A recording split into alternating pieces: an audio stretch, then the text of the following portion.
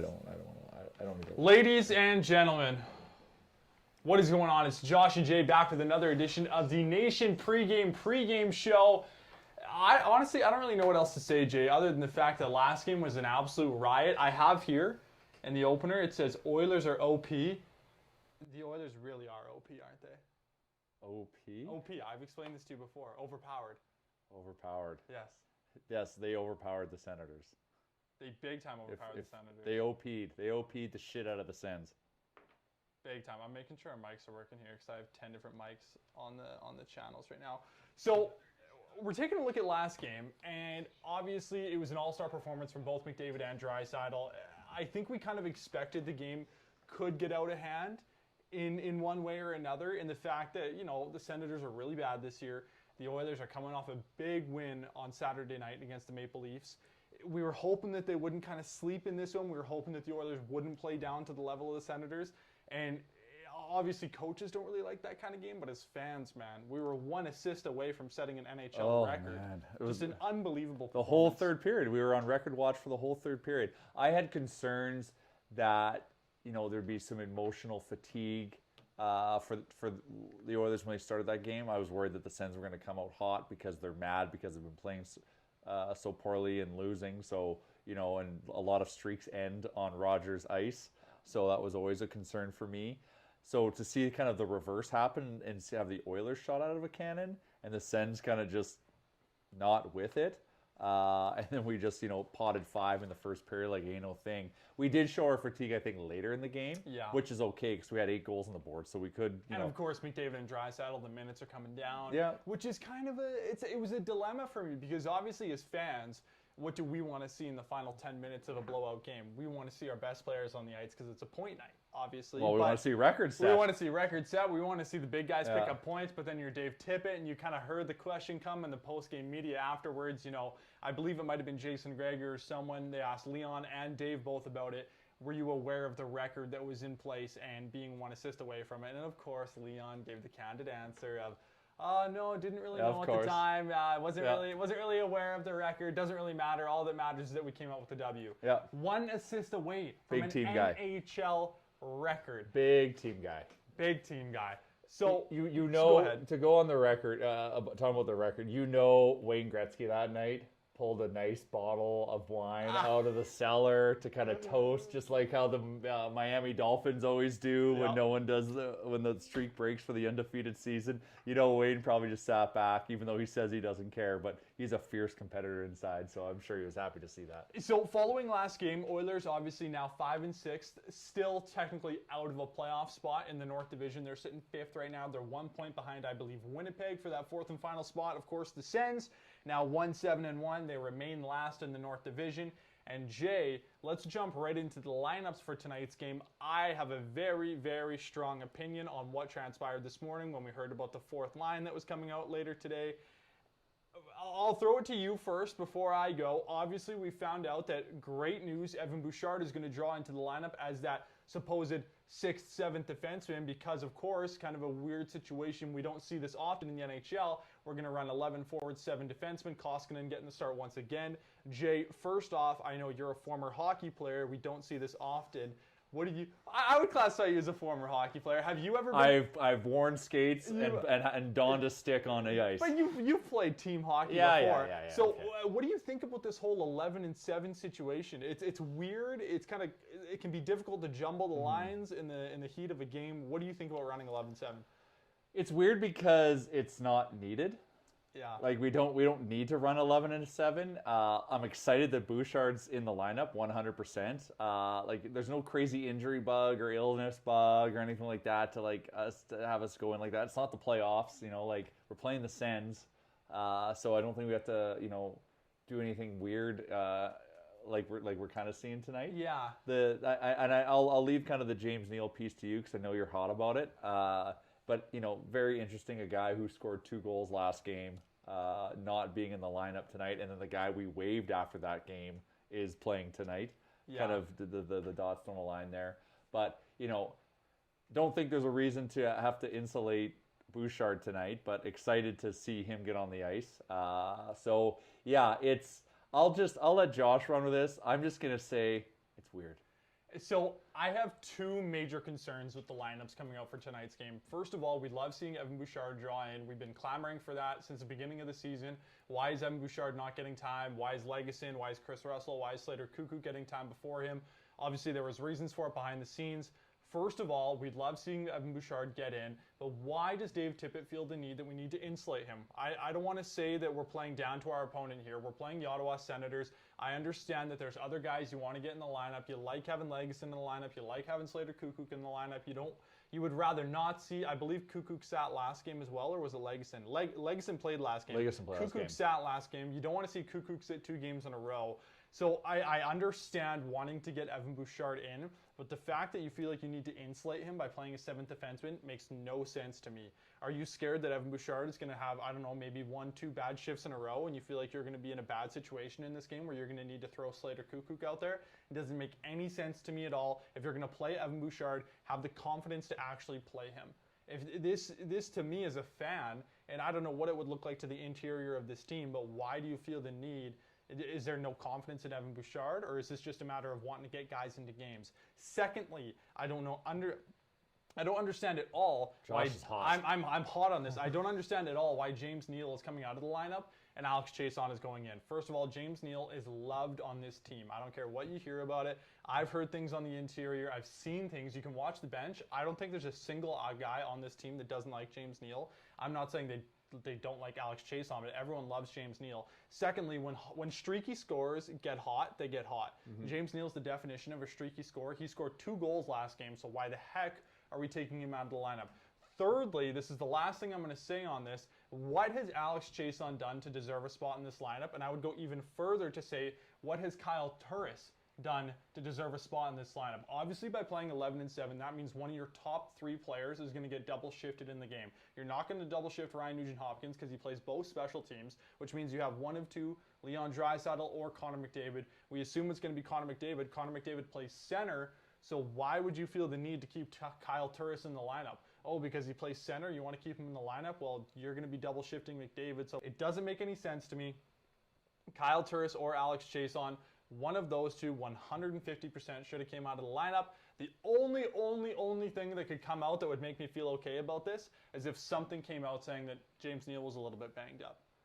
That's the only thing. And there's nothing out there to suggest that, right? Because even he kind of made a statement like about was it to Tippett or you run with this? You're hot. Well, James Neal said in his post-game presser last game that he clearly said this. You could go back and watch it after the last Senators game. James Neal said, as a scorer, you get streaky at good times. You pot one, the confidence gets up, and you'll score another. So as a head coach, you hear your guy say that. You see your goal scorer get streaky. We saw what James Neal did last year at the beginning of the season when he ended up going on a heater of what? I don't know how many goals he had, like 9 goals in however many games. It was ridiculous. It just doesn't make any sense to me because you're taking him out. He scored a power play goal last night. Alex Chason, or 2 nights ago, Alex Chason has had the puck die on his stick in every situation so far this season. It just seriously is mind-boggling to me. So do you think Chason's going to go and play the Neal position on the power play? Yes. 150%. I can promise you, someone can tag me on Twitter if I'm wrong, I promise you that the first time the Oilers get a power play tonight, Alex Chason will be on the ice, and that is ridiculous. I know I'm making way too big of a situation out of this because this is a Tuesday night game against the worst team in the NHL. At 8 p.m. Ugh. But it just doesn't make sense. I seriously do not get it. I seriously do not understand why James Neal came out of the lineup. I don't. And I promise you he will be back in the lineup on Saturday against the Flames because they're going to want the bigger body in there. There's going to be a little bit of vengeance in him. Of course, the former Calgary Flame. But, please let me know in the comments if you think I'm wrong in this situation. Jay, I just think it's ridiculous. But we don't need to touch on this anymore. I think Josh is upset with this move. But you know what? To back him up, it doesn't make sense. Thankfully, we're playing but once again, you can't take any team in the NHL for granted. So we have to respect. You have to think Ottawa's going to come out and play harder tonight, Yeah. better than they did last game. We're not So going to get the same Ottawa team. it's not going to be a walk in the park. Like we got lucky that that's who we got, and we played well above them and got all those goals, and that was great. Great storyline with getting Stuart Skinner his first win. You know, looked a little shaky to start, but kind of dug in there. You know, he faced quite a few shots. But, you know, good story. Yep. Very good positive Sunday. Yep. So we can't take these pesky Sens for granted because they do have a little bit of firepower. Like I mentioned, last game, we still got that, like, internal German competition, like, going on. Like, Draisaitl showed up to show that he is the king of Germany. Yeah. I am German Gretzky. 6 points. Tim, you've got a lot to learn from me. But, Timmy... that was a snipe. That was a really good shot. That was a snipe. Did you see the pregame picture with Stützle, Cahoon, and Draisaitl? That was awesome. And Cahoon on a heater. He's yes. on a roll. Yes. But that's the thing. Like, so that, which is such a good positive storyline to have, is we're kind of trying to, you know, build back our season. Yep. Like, we need that to happen. So that was so good to see. Hopefully, you know that confidence is kicking in. And can continue on. Obviously, you can't expect Cahoon to score every night, but Yep. you know, once again, I expect another big performance from all the Germans on the ice. Yep. And looking forward to that. You know, is it Leon with 6 points? Can never rule it out. But we just got to make sure that we take this game seriously and don't come into it feeling comfortable. Yeah. If you feel comfortable, I don't care. That is still an NHL team on the ice. I think McDavid and Draisaitl will both recognize tonight that this is going to be another opportunity to maybe pad the stats a little bit quickly. Let's touch on some stuff people are saying on Facebook. Leslie says, wasn't Chason just put on waivers? Yes, another thing that's kind of ridiculous. The guy clears waivers and then you're going to play him in your lineup over James Neal. It doesn't make any sense to me. People are agreeing Neal should be in, Chason should be out. Some people wondering if maybe JP will see the power play over Chason. Big body, he should. I don't mind that. And that would be the only situation I could see someone on the power play over Chason. Either it'll be one of JP, Chason. We've seen Yamamoto get a little bit of time on the PP1. So it'll be one of those three guys. If you had to ask me, out of the four players I mentioned, Neal, Chason, JP, or Yamo, who do you think I would rather have in the first unit power play? James Neal. James Neal. Yeah. Do you agree? Well, because he's a big body, he's strong on his feet, and he's just hungry around the net. Like he can move his weight around, got good hands. So I think he's a good threat. Obviously, Yamo's got the heart of a lion, and he will go and compete for his space in the front of that net. But obviously, like the bigger body's got a better chance. Different situation. Pugliarvi wouldn't mind seeing, because he's getting better at using his body. Yeah. I wouldn't mind seeing that. I've got a strange feeling about Pugliarvi tonight. I think he's shown up on the score sheet in some way, shape, or form. I feel like tonight's a good chance for that. So especially now, because there is a pathway for him to potentially be on the power play. So hoping for big things tonight. Hopefully he can regain that confidence that he had. Yep. Nils is wondering, is Bouchard going to rotate in on power play 1, you think? And that'll lead us into our next headline here. Old man Evan. Of course, Evan Bouchard getting his first game. Dad is in. Dad Bouchard. Dad's playing. He's getting his first game of the season, maybe a little bit later than a lot of us had hoped. Jay, first of all, let's touch on that question by Nils. Do you see Bouchard rotating in on PP1, which means he's going to leap over both Barry and Nurse? Personally, I'll let you go first, and then I'll touch on it. It depends on the game. To start out, no. Like the PP is just heating up. And Barry's starting to get hot in that power play. Yeah. So you don't want to screw around with that too much. But if the game presents itself, without a doubt, there could be a chance that Bouchard comes in just to see kind of how he fits and how he looks. But unless we're up 2 or 3 goals, it'll be Barry in there. Barry's earned his spot on the power. He's regained his spot on the power play. Yeah, Barry will 100% start on power play 1. I think that likely we'd probably see Nurse even rotate in there before Bouchard. Yeah. I think we'll definitely see Bouchard on the second unit, depending on, of course, you never know what happens with the Oilers power plays. The first unit could end up playing the full 2 minutes, or if they score early, but I think likely we'll see Bouchard rotate in on the second unit. Barry will stay on the top unit, and Jay, we talked about this a little bit on State of the Nation this afternoon. Nation Dan and I kind of had differing opinions on this. I personally said that in a great situation, in a world that was ideal for me as an Oilers fan, I think we will, and I would like to see Evan Bouchard play north of 12 minutes tonight. He thinks it's going to hover more around the 5 to 6 mark. I think 7 defensemen, man. I think if you're going to have Evan Bouchard in the lineup, well, you got to play him. Like, you have to play like him. he should have 15 minutes tonight. It's just I don't know if it's going to happen. So I think they're obviously they're paving the way to allow it to happen, and they've got the backup with 7D. Should he not be, which still doesn't make sense. Fitting it. Well, he hasn't played an NHL game in over a year. There's a lot of things, but like if he just goes out there and just like plays like Evan Bouchard can.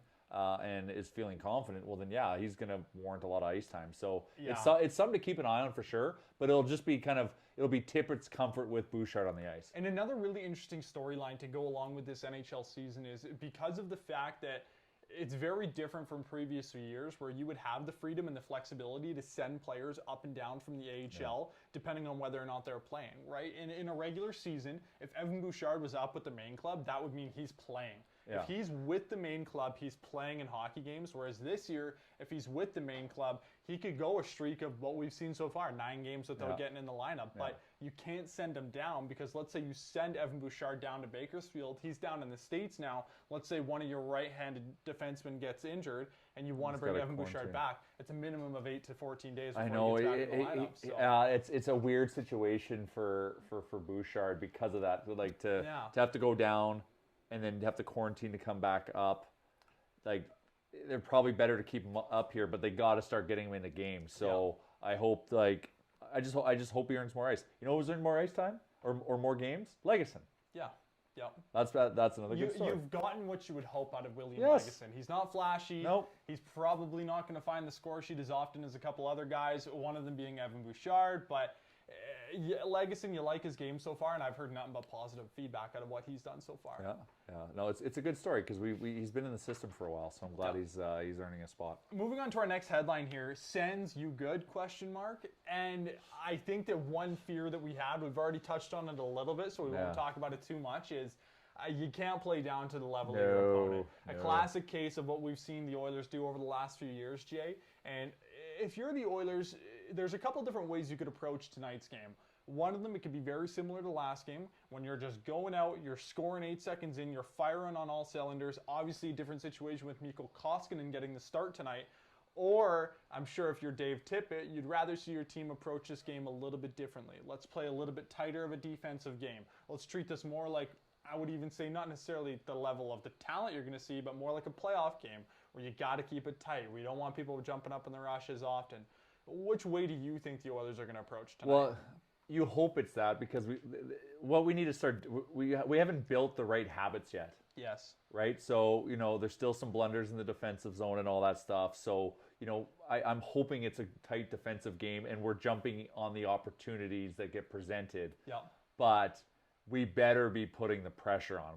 We better not be putting focus just on our defensive play. Like we better be forechecking our asses off tonight and really, really trying to run these guys around because the longer it takes for us to get on the scoreboard, it just gives them a greater chance to stay in the game. Yeah. And you just don't want that. You just don't want that against a team who's fast and loose, who's fucking mad because they got shelled the other night.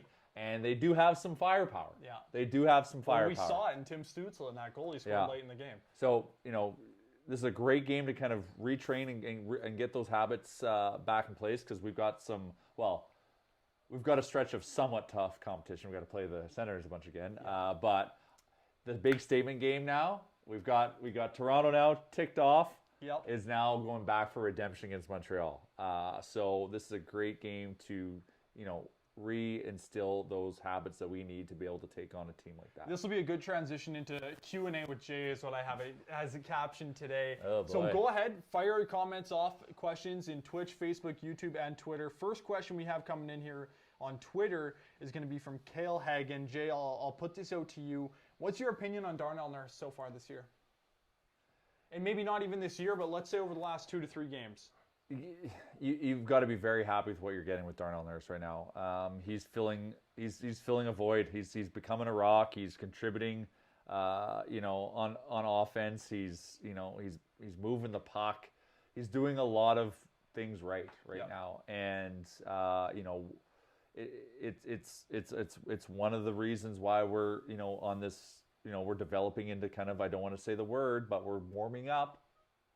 We're going on a little bit of a run. A little bit of a heater. A little bit of a heater and his play is definitely lending to why we're getting there. So yeah, super happy. We also have to we needed that because of losing Clefbaum, we needed Darnell Nurse to take a step, and I'm feeling pretty good about him for the last 3 games. So just hoping this is the Darnell Nurse we get for the rest of the season. Another question, I agree with you. I think I mentioned this on State of the Nation this afternoon. If you want Darnell Nurse to be effective for the Edmonton Oilers, he has to get activated offensively. He's an offensive-style defenseman. He's never going to be that gritty, shutdown defenseman in your own end that you'd want. Yes, he has that element to his game, but that's never going to be the focal point of his style. Yeah. You need him to be activated offensively. Next question we got coming in here is from Dwayne Neufeld, and it says, how come you guys do not like Adam Larson? That's probably directed more at me because I've been more critical of Adam Larson in the past. I think with Adam Larson, similar to Darnell Nurse, is that I wouldn't necessarily call him a well-rounded defenseman, although he has been contributing offensively lately. Mm-hmm. That's not obviously the biggest element to his game. He needs to be effective in his own end. Adam Larson is the #1 shutdown defenseman you have right now with Oscar Clefbaum being out of the lineup, and if you can't rely on him to do that, then what are you going to get out of him? Kind of a different situation this year, obviously. I think he has 2 goals already this season. Yeah. So that's pretty good out of your second pairing defenseman to have 2 goals already on the season. But it's a mixed bag on Adam Larson. I want to love Adam Larson. And it's just this season in particular, some very, very big mistakes have been made that have led to goals. So it just looks really bad. So we need him to be our shutdown guy. Yeah, you have to. I love Larson because, he can skate. He sometimes can be a good first passer, but he's a prick on the ice. He goes and takes, he goes in those dirty areas. He plays rough. He goes for the big hit. This is something I like in a defender. But it's just those lapses that we've seen this year that, I'm just whoa, what's going on, dude? You need to wake up because this isn't the Adam Larson I know. Yeah. And I'm hoping that's not a function of him kind of taking a step back. I just hope it's just, he's just going through a little phase, and he'll kind of get his self-awareness going. So, yeah, I have been critical of him. But, those have been some, they're not game-ending plays, but, that just takes the wind out of the sails, some of those things. And those are opportunities that, he could have prevented that could have really put us in a better position to try to win those games. So, yeah, it's been critical, but I am a believer in Larson. We are believers. Derek Preston on Facebook is saying, Darnell is terrible in our own end. He is a giveaway machine. Wow. Yeah, we can see that sometimes out of Darnell Nurse. I think a lot of the time, maybe with Darnell, I've said this before, is he'll try to play the body in situations where it's almost you wish he would take a step back and just make the smart defensive play. But he's a run and gun type of defenseman. Yeah. He's going to step up and play the body. Sometimes that's going to leave you in a bad situation, but that's just how it is. Cale Hagen is saying, do you think we have a chance if we make the playoffs with Koskinen as our starter? That's a great question, Cale. Jay, if we make the playoffs, let's say Mike Smith comes back, we're going to make the playoffs. Let's say Mike Smith comes back, but Mikko Koskinen obviously would still be running as your 1A. Do you see him being enough for this team in the playoffs?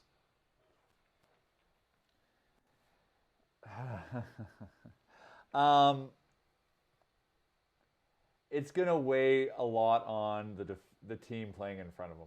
It really is, because we know who Mikko Koskinen is. We know what we're going to get. There's going to be games where he makes big saves and keeps us in it, and there's going to be some gaffes, right? So is he a guy you can rely on? Like when Brian Burke says they shouldn't call it playoffs, they should call it goalie. When he's saying they should call it goalie, he's not talking about Mikko Koskinen. When he says that, so he's not the one that we can ride, and he's going to steal us games.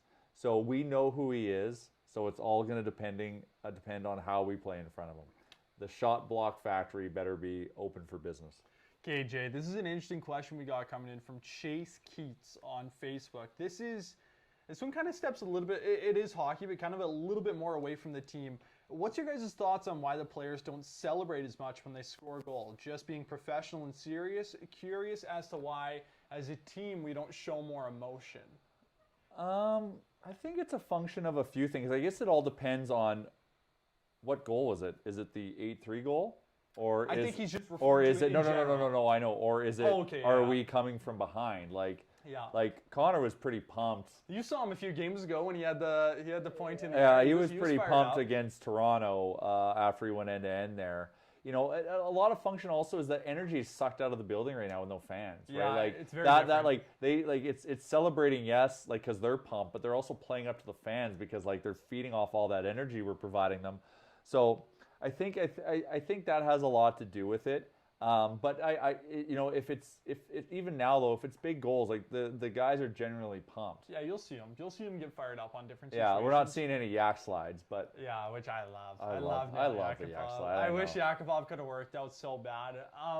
I think when it comes to emotion, one thing that we saw a few games ago that I absolutely loved was the little smile from McDavid. Oh. Sometimes it's subtle things like that can just Jeez. add a little bit more emotion to the game for fans. And, you know, I think a lot of the time with very different than the NFL and the NBA for NHL players is it's I don't want to say a level of professionalism, but even for Connor McDavid, you know what they always say, act like you've been there before. Yeah, and, yeah. and I think that's the situation for especially McDavid and Draisaitl. And then I think a lot of the time for some of the other players in the team, like not even pointing at, let's say, Ryan Nugent-Hopkins, but some of the lower level guys like, you know, Josh Archibald, Dominic Cahoon, even some of the defensemen.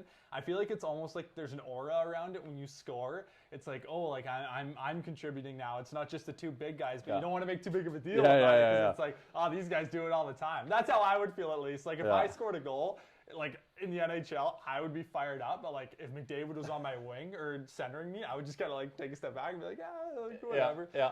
Well, do you have something on that? Well, no, you nailed it perfectly. But I want to definitely come back to Connor's smile. The smile, yeah. Like that, you know, that's not him sliding down the ice and like and picking up the snow or, you know, waving to the crowd. But that smile, I like that more. Oh, that You can that tell. sends a message like that. That is like, I am the fucking best. But you could tell, And I know it. when he first did it. It's almost like he was trying to hold it in. No, that's what it looked like because he And skated, it just crept up. and then all of a sudden it was like, and he smiled. It's like, oh, he knew. Like that He was knew some in that boss stuff right there. I loved it. I see it all over Instagram and Twitter, and I don't get sick of it. Okay, you get a one-word answer on this question. Oof. Which goal was better, McDavid versus Riley or McDavid versus Muzzin? Riley, and this goes back to I said one word. Well, Riley. Pause. Pause. Insert sentence to go back to the celebration in Toronto. That was perfect because he was telling, I'm the best. I'm still the best. Doing this, like, you know, like this is where celebrations really add to something. Like that was a statement, and as an Oilers fan, right, in Toronto barn, like it just meant a lot more. But you know, that did look good in the reverse retro jerseys, and it was a goal that we needed so badly as a fan base, and Connor has always delivered. Just added. Yeah. Okay, a couple more questions coming in here on Facebook. Nils is saying thoughts on Haas's performance so far. I've been satisfied. Love Gaetan. Love Gaetan Haas. Penalty killing machine. Guy flies around the ice. Doesn't look like he's missed a step. You know, and this was his first game of the year. Very excited. That was a good find, Gaetan Haas. God, that guy can skate. Nils is also saying Goosey's about the McDavid goal. Oh, it was Goosey's. definite Big Goosey's. time. Okay, John agrees. Absolutely, fans are some of the missing excitement in the NHL right now that can also have a part on the fans and the player celebration. Ben is wondering ETA on Smith. He's skating. Yeah, he's skating. He can't be that far away. And definitely some lengthened period times for him, practice time for him. So I know that even last week it was very short durations of time on the ice for him, but I think it's starting to get extended out a little bit. I think he might be getting a little bit of time with the main group and then staying on after with one of the smaller taxi squad groups. Keep sending in your questions. We have time for a couple more here.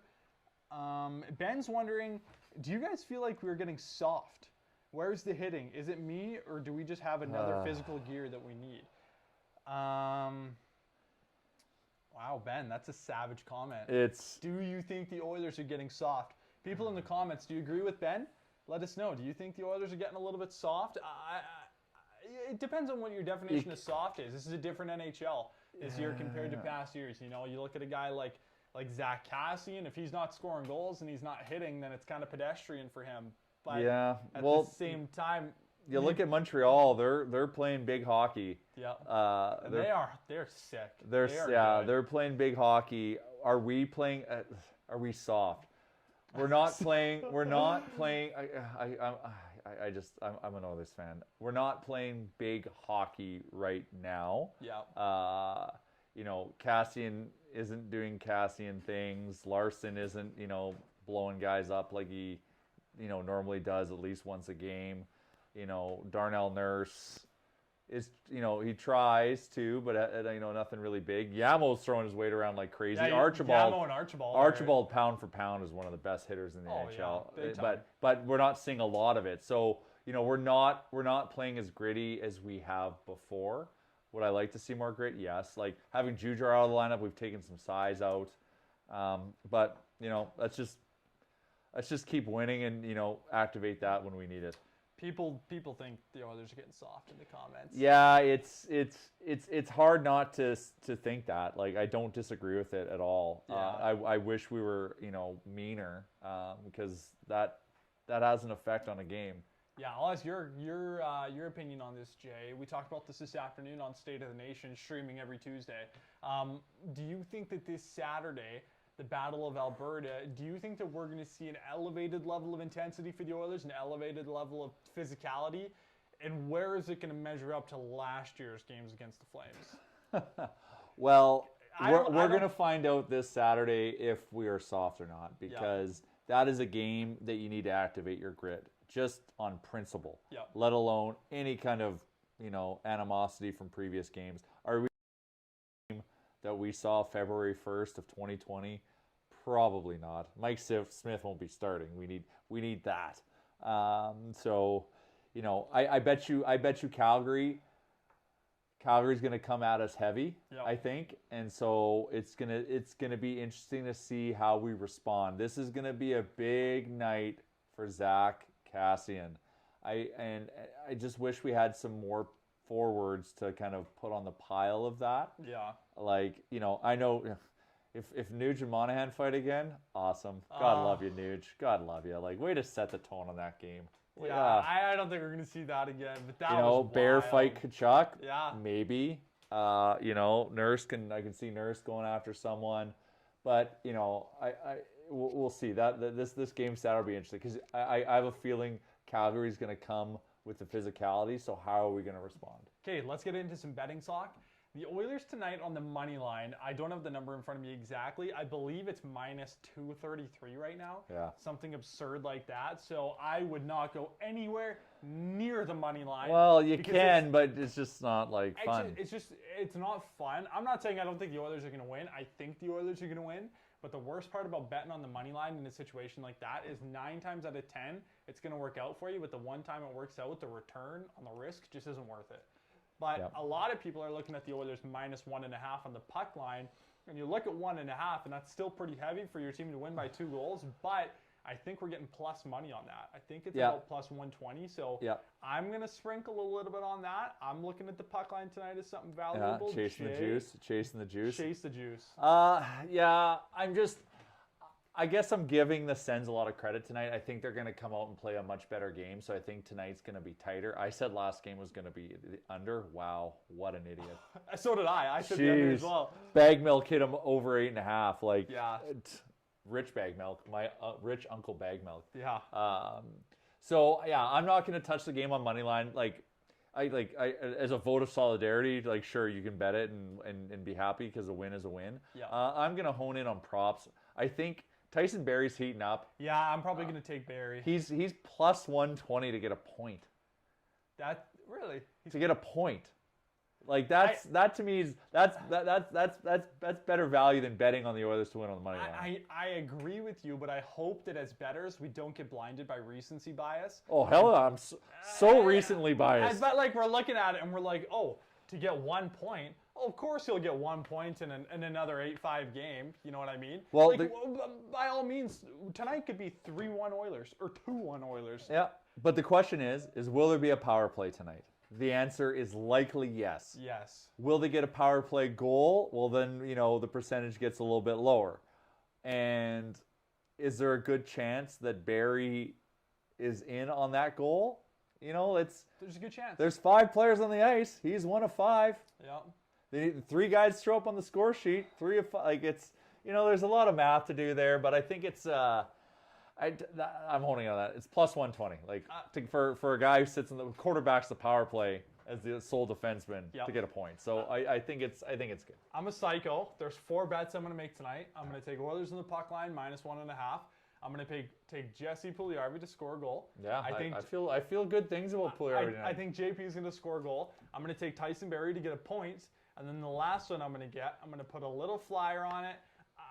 I think that it's tough because this is such a dumb bet to make, but I'm going to make it anyway because you never know what could happen against the Sens. I'm betting on a McDavid hat trick tonight. It's plus 2,400 over 2.5 goals. Plus 2,400, you're always going to take that. So wow. I wonder if is that so plus 24, essentially 24 to 1 or 25 to 1. Does Connor McDavid get a hat trick 1 in 25 games? Good question. I think no. I would say no. Because he probably gets. I think he probably averages probably 2.5 hat tricks a season. Yeah. I would say. I think that would be if you were to set over under on odds. I'm sure there would be 2.5 for McDavid hat tricks in a season. Okay. But so you think about it in a regular 82 game season. Do you think that he would get a hat trick? Do you think he would get 4 hat tricks in a season? Yes. 3. You think he would get 4 hat tricks in a season? It's Connor McDavid, man, and he's mad, and he's taking more shots now. He's taking his chances. So yeah, I like the bet. I'm gonna bet on McDavid hat trick. I think that we're gonna see a step back in the points and the goals tonight. I'm predicting probably a 4-1 win for the Oilers. Do I think that 3 of those goals are gonna be Connor McDavid? Well, they're going to have to be. If I can get a 3-1 win for the Oilers, or a 4-1 win where 3 goals are McDavid and 1 is Jesse Puljujarvi, and Tyson Barrie assists on one of those, and we win by 3, I will be a happy man. That's a good day. Okay, anything else ahead of tonight's game, Jay? What's the vibe? What are you feeling? Vibe is 8 o'clock game. Holy cow. Yep. That's a late night. That's a late Tuesday night. Yep. For Dad, I'm worried about Boosh. Yeah. That's a late game for Boosh. He's got to get That's home. Probably why they win 7D. They're insulating him from his bedtime. Yeah. But just don't take the Sens for granted tonight, Oilers. I think they're going to come out hot. I hope I'm so wrong and we shell them 8-1. But don't take them for granted. They're still an NHL team. That's going to be it for another edition of the Nation pregame show brought to you by Nation Beer. Thank you all so much once again for contributing, hoping that the next time we see you on Saturday, the Battle of Alberta, the Oilers will be back